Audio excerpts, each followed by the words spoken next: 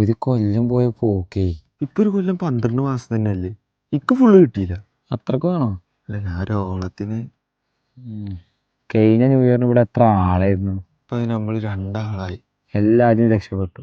നമ്മളും പെടും, കഷ്ടപ്പെടും. എടജിന്റെ ആരാ? ഞാൻ എൻ്റെ വാപ്പ, അതുകൊണ്ടാണ് ഞാൻ എൻ്റെ പിന്നാലെ നടക്കുന്നത്.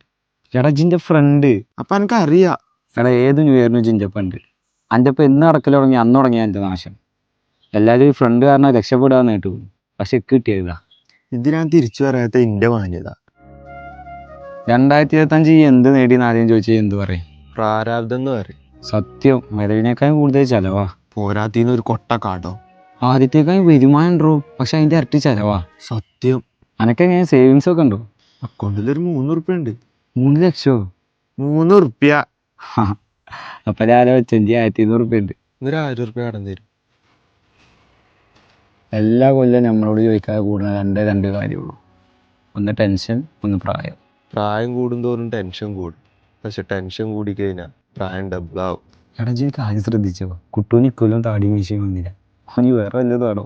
അപ്പൊ ഈ വേറൊരു കാര്യം ശ്രദ്ധിച്ചോ, എനിക്ക് ഇക്കൊല്ലം പെണ്ണ് സെറ്റായില്ല. എന്തായാലും ഞാൻ ഒരു കാര്യം തീരുമാനിച്ചു, ഇക്കൊല്ലം ഞാൻ നന്നായി.